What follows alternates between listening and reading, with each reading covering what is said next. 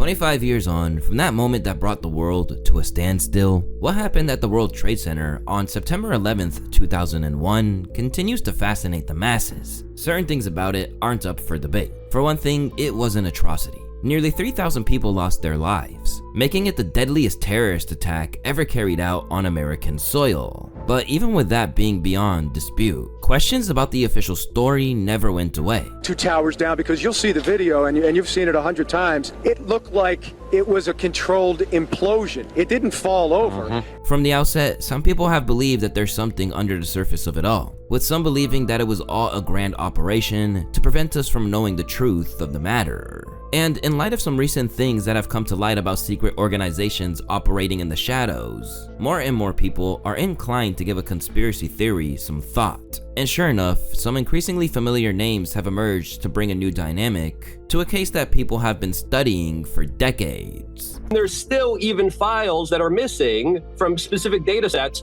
right before 9/11, during 9/11, and after 9/11, highlighting a possibility that Epstein could have been involved in 9/11. And of course, who knows? He was involved in Iran-Contra. I think that's where he met Bill Clinton when he was the governor of Hermina, Arkansas, when they were doing all the drug and gun trafficking that they were doing with the CIA. And then we have Epstein talking about how he was working with the Rockefellers, and then Bill Clinton going over to that Bilderberg meeting right before he became president of the United States. And a lot of people believe the Bilderberg group is essentially the kind of secret society that sets up a lot of these people to be prime ministers, to be presidents, to be representatives of this kind of global shadow government that we're getting a little bit of a sneak peek at, but we're still having to sift through a bunch of weird stuff. We don't know how to make sense of it. It's your boy Louaista, coming at you live from Louextras, and these are Epstein's 9/11 files. But first, we have to lay some groundwork about why there's been so many conspiracies over time.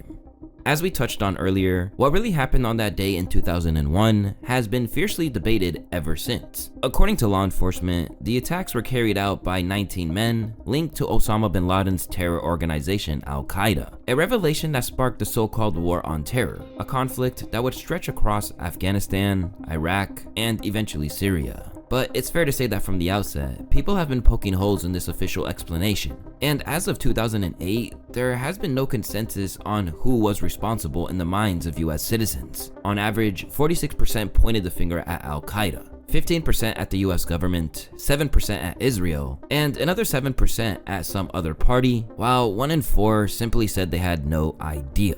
Alongside long-standing arguments like jet fuel doesn't melt steel beams, and unconfirmed reports of dancing Israelis spotted near the site, one of the biggest targets for conspiracy theorists has been real estate mogul Larry Silverstein, and the fact that he was nowhere to be found on the day that the towers came down. Larry had purchased a 99-year lease just 6 weeks before, making him the proud owner of buildings 1, 2, 4, and 5 of the complex for $2 billion. And after making an investment like that, you'd naturally assume that he'd be horrified over what happened to his property, let alone the loss of life. However, he couldn't exactly keep his story straight when asked to pinpoint his exact location on the day. Where were you on September 11th? I was home, and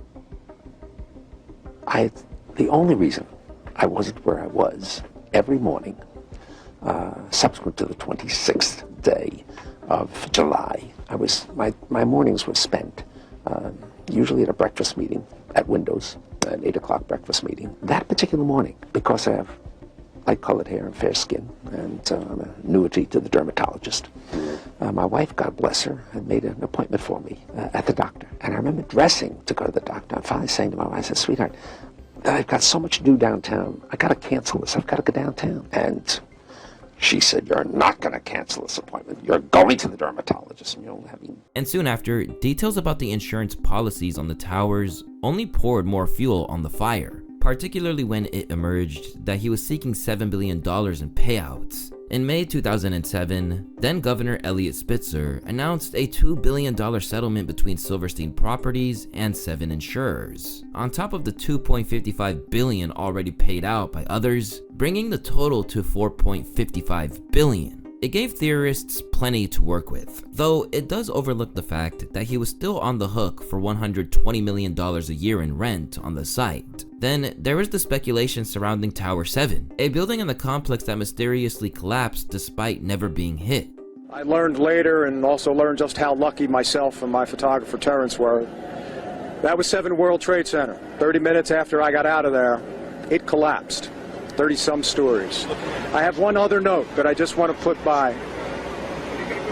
This is probably the darkest day in the history of New York City, if not the history of the United States. Over time, this fueled the theory that it was a controlled demolition that brought the towers down, not the planes themselves. But 7 years later, investigators at the National Institute of Standards and Technology, aka the NIST, concluded that WT7 was the first steel-framed high-rise ever to collapse purely as a result of office fires. A research team at the University of Alaska Fairbanks disagreed, arguing it was caused not by fires, but by the near-simultaneous failure of every column in the building. Off the back of that finding, the organization architects and engineers for 9/11 Truth, along with 10 victim family members, filed a formal request for NIST to correct its report. Even so, it wasn't enough to satisfy the most committed theorists, though some who were fixated on Tower 7 have since moved on after footage emerged, showing that it had actually taken a significant hit from debris on its southwest side.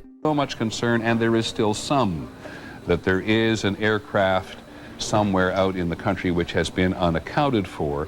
All aircraft in the country were ordered to land immediately at the nearest airport. And then, of course, the second devastating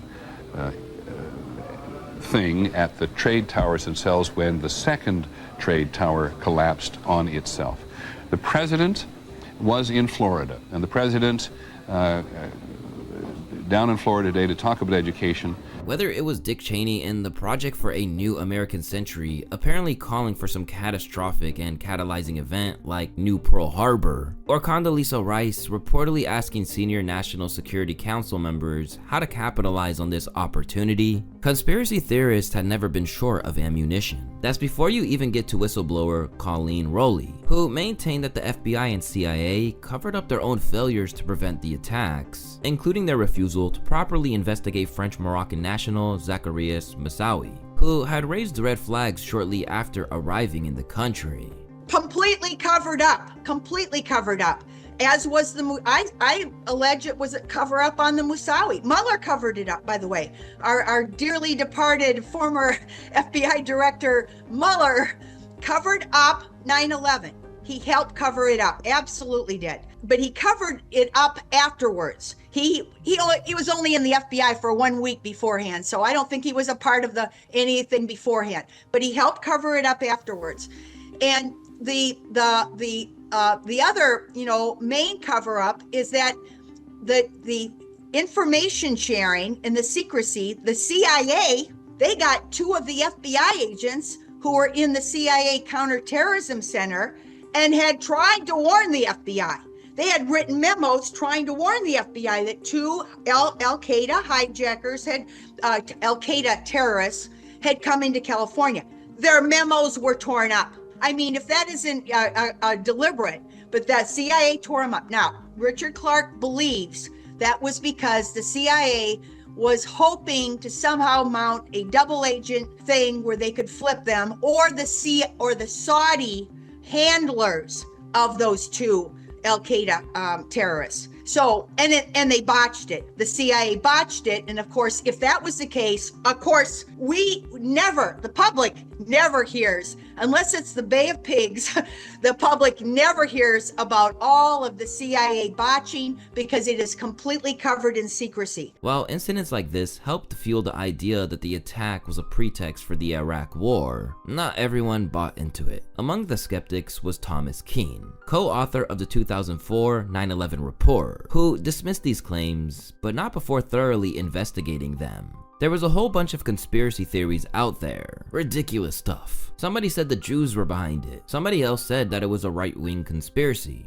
There was even a theory that the Bush administration flew the bin Laden family out of the country before the FBI could question them. I said, we're only going to finish our work if we track down every theory. If it's true, it goes in the report. If it's not, we knock it down. So we put staff on every single one and knocked most of them down. But amid all the hearsay and detective work, the search for the truth that matters most is the one thing being carried out by the victims' families. And bizarrely, that's where none other than disgraced financier and convicted criminal Jeffrey Epstein has entered the picture. For years, families of those killed have been pursuing a lawsuit in New York, alleging senior Saudi officials helped fund the attack. And with every new disclosure, their resolve only grows. According to 9/11 Families United, the commission concluded that hijackers Nawaf al-Hazmi and Khalid al-Madar were so ill-prepared that al-Qaeda must have arranged the local support for them in advance, and evidence points to Saudi government officials tied to the kingdom's Ministry of Islamic Affairs as the one who provided it.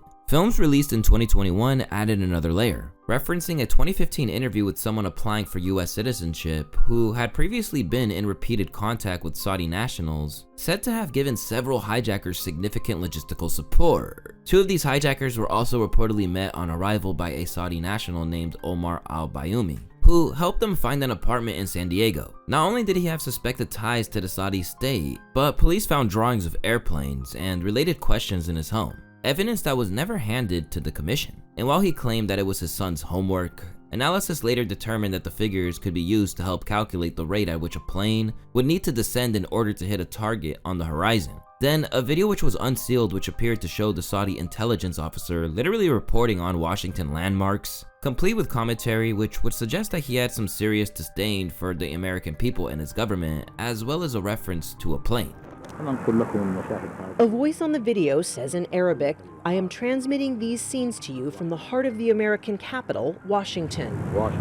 This video, unsealed in federal court this week and obtained by 60 Minutes, was recorded in the summer of 1999.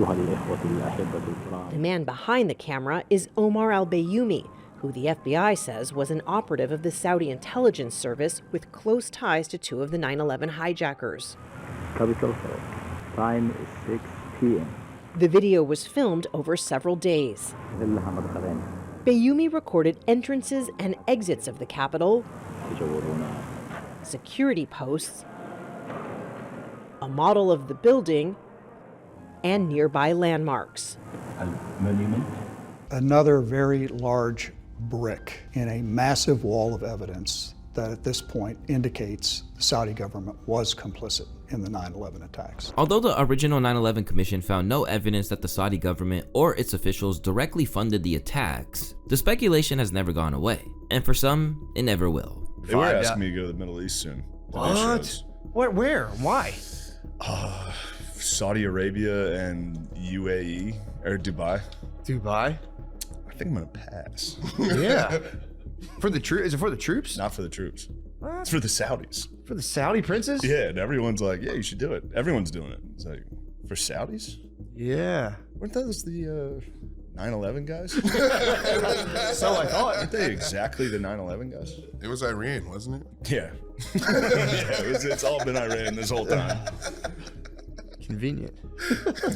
Fucking Iran. Meanwhile, 9/11 Commission co-author Thomas Keane pushed back, saying that he found nothing in any document, including those the family wanted released, pointing to Saudi government involvement, and that he actually found more evidence of Iranian involvement than Saudi. But the families kept fighting, and recently scored a landmark win when Judge George B. Daniels ruled that they had provided reasonable evidence of the roles that Saudi nationals Omar al-Bayoumi and Fuad al-Thumairi and the kingdom itself allegedly played. Daniels noted that Bayoumi appeared to serve as a key link between the hijackers and those who assisted him, which was reported by the New York Times. While the Saudis have publicly called for the full disclosure to put the allegations to rest once and for all, they clearly want this buried. And according to new files, they had an unlikely ally in that effort, Jeffrey Epstein, the disgraced financier and convicted sex trafficker found dead in his cell in what was ruled an apparent suicide. When a wave of documents from his world were released, people were struck by just how much of it touched on 9/11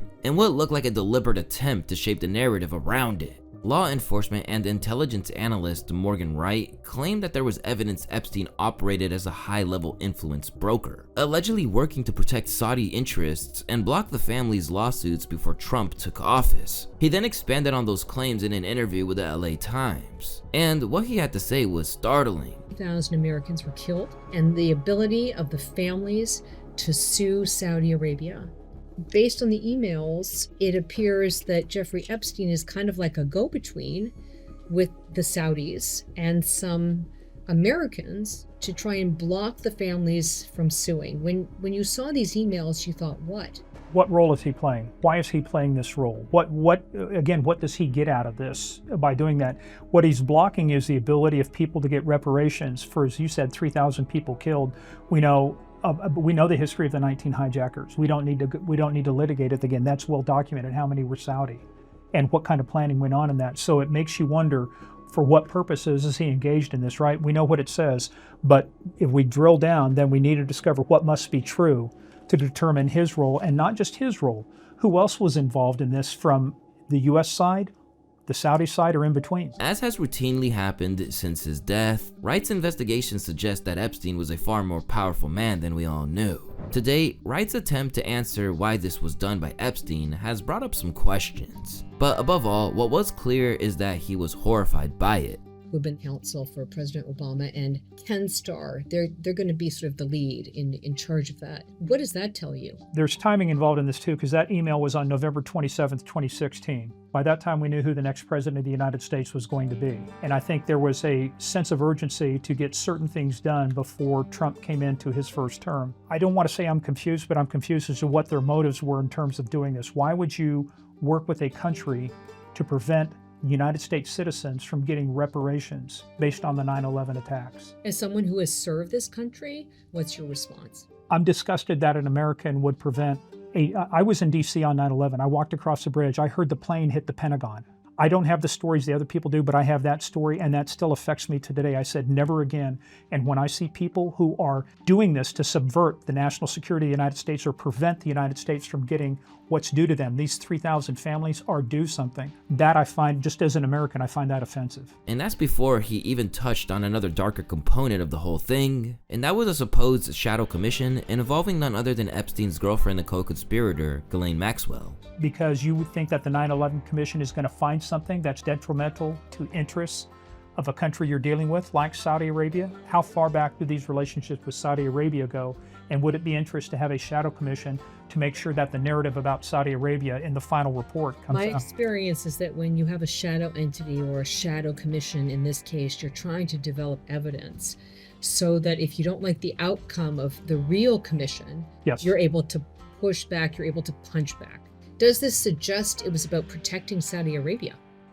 I think that's one of the fair conclusions you could come to, because look how long the relationship with Saudi Arabia goes. That's documented between Jeffrey Epstein and intermediaries, Adnan Khashoggi.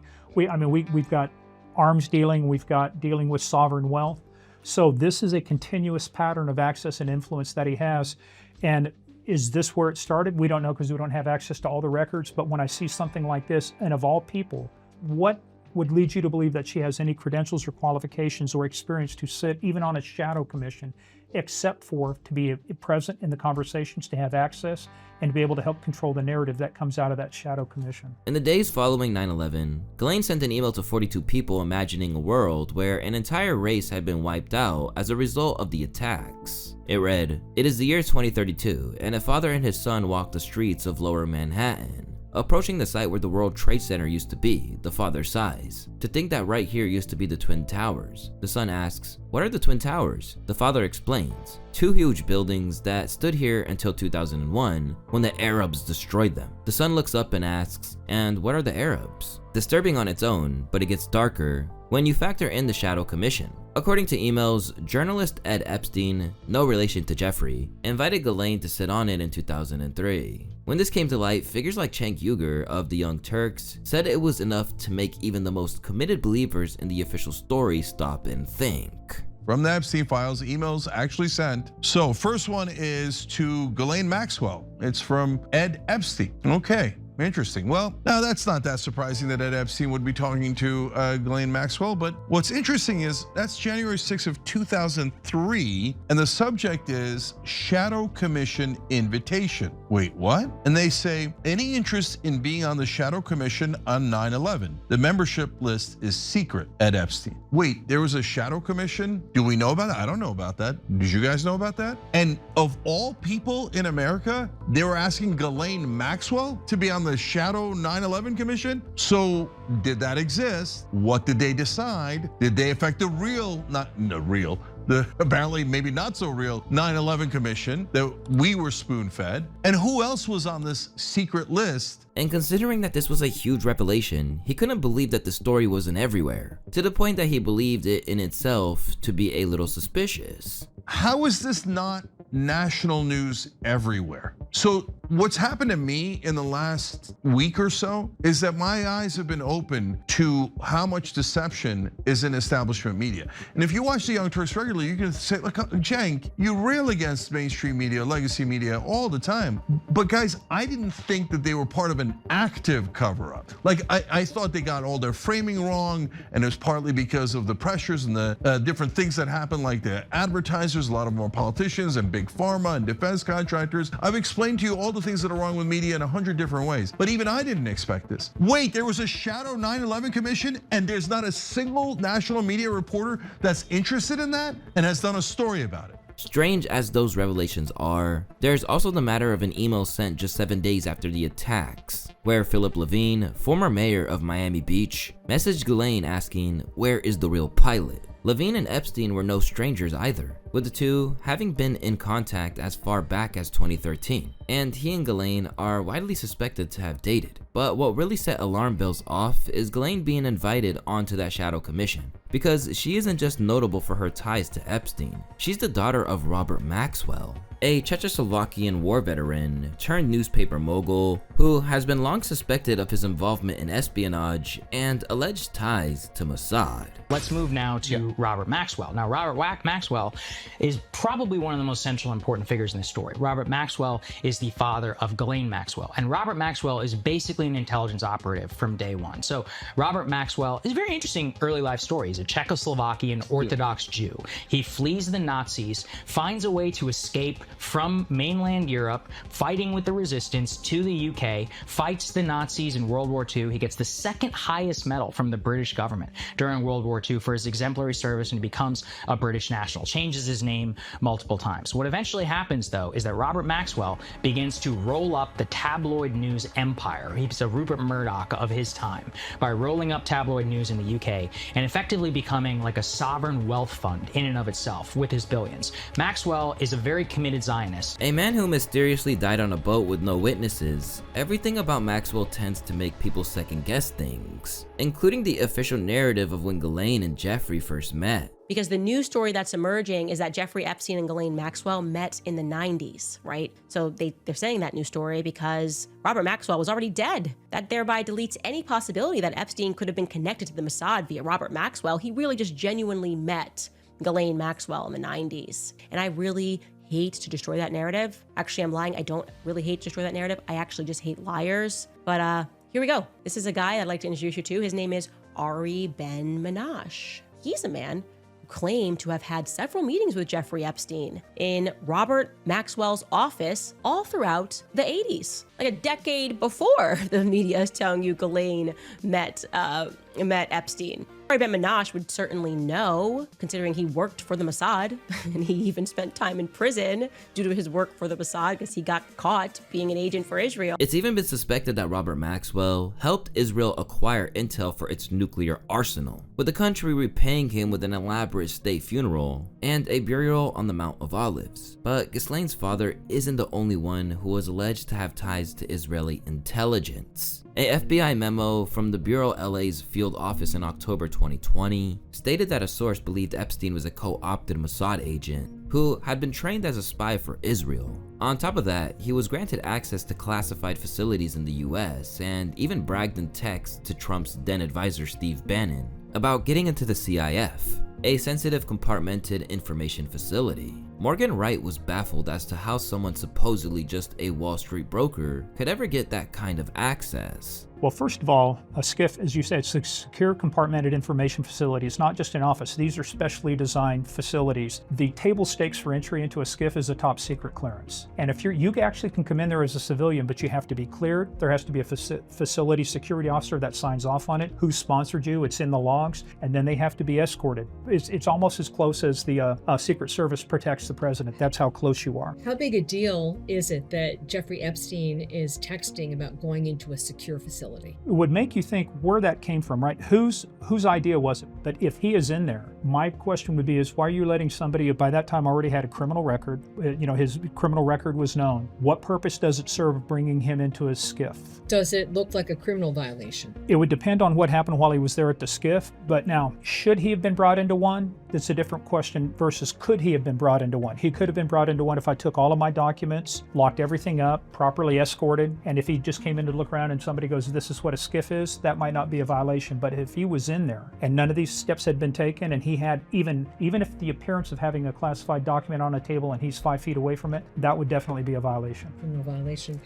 These text messages are with Steve Bannon. On top of his access to classified areas, other correspondence hints at deeper ties to intelligence agencies. An email with the subject line, "He was passed away," suggested Epstein had insider knowledge of Robert Maxwell's death, with the contents implying the Mossad had financially propped up Maxwell's failing empire in exchange for his silence. Beyond his own messages, some who knew Jeffrey believe he and his inner circle knew far more than they've let on. Lady Victoria Hervey, best known as the ex-girlfriend of Prince Andrew, who lost his titles over his Epstein files, claimed as much in a March 2022 Instagram story, saying that Epstein knew that the attacks were coming and that his circle had even bought airplane tickets as souvenirs without ever boarding.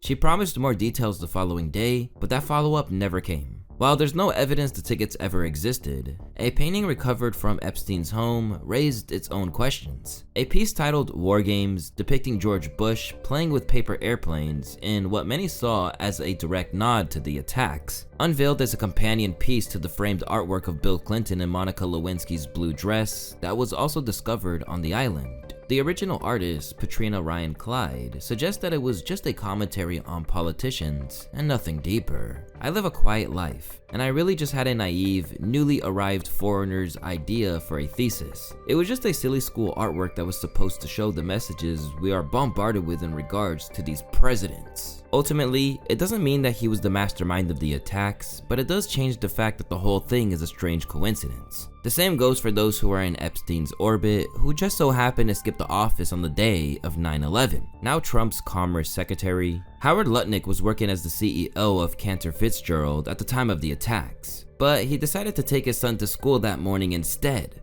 And when interviewed about it after the fact, some people wondered if he had a little Freudian slip. Today, let's talk about Howard Lutnick, Jeffrey Epstein, and 9/11. This is the same Howard Lutnick that is now Trump's Commerce Secretary. Since Tuesday, we've been mentioning a certain company, the bond trading firm Cantor Fitzgerald. They employed about 1,000 people on several top floors at the World Trade Center. The head of Cantor Fitzgerald, Howard Lutnick, just happened to be out of the office that day that the terrorists struck. We are really focused on trying to make sure that our 700 families who lost a member of their family are taken care of. And so I spent the day yesterday and part of the day in talking to our insurance company. Our insurance company, CNA, told me that they would, well, they told our guys, they didn't tell me, and then they told me that they were willing to treat this as an accidental death, which means that they would double the policy for all of my victims upstairs and all of us, and so that added $35 million to that group upstairs. But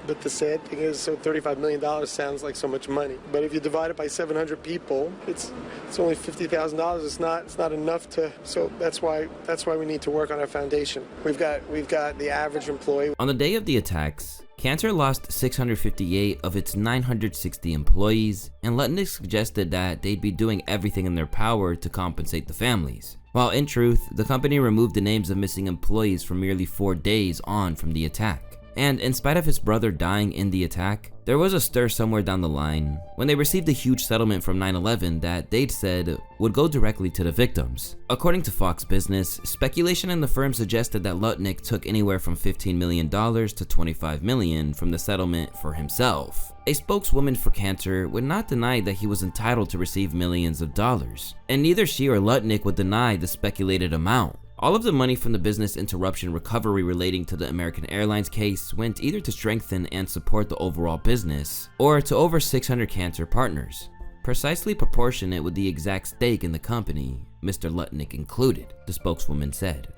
For 5 years, Cantor's partners provided 25% of the firm's profits to the 9/11 families, a total of at least $180 million, in addition to 10 years of health benefits. Of course, Howard claimed that he didn't know Epstein despite being next-door neighbors from 1998 to 2012. My wife and I decided that I will never be in the room with that disgusting person ever again. Really? So I was never in the room with him socially, for business, or even philanthropy. If that guy was there, I wasn't going. However, it's since been revealed that he lied and was actively on the island at least once. Did have lunch with him as I was on a boat going across on a family vacation. My wife was with me, as were my 4 children and nannies, and we had lunch on the island. That is true, for an hour, and we left with all of my children. At the moment, more ties between Epstein and the earth-shattering tragedy of 9/11 have been unveiled than more people likely imagined. And the fact that there is an apparent wedge of missing data from the files around the time of the attack really hasn't helped to quell suspicions. Because if this is what they're unveiling, what could still be withheld from us? Although skeptics have suggested that it could be a byproduct of a hallucination by Gemini, the AI chatbot through which they ran the set, the whole thing isn't exactly putting minds at ease. Particularly when you consider that just weeks ago, Ali Larijani, Secretary of Iran's Supreme National Security, posted on X that, "I've heard that the remaining members of Epstein's network have devised a conspiracy to create an incident similar to 9/11 and blame Iran for it. Iran fundamentally opposes terrorist schemes and has no war with the American people." And guess what? Just 2 days after that post, he was dead. Whether or not Epstein was involved, it's clear that we don't know the whole story regarding 9/11 and the gears that placed it all in motion. Elsewhere, the likes of Colleen Rowley suggest that the attack was the initial spark of a plan that's still playing out today is not exactly helping.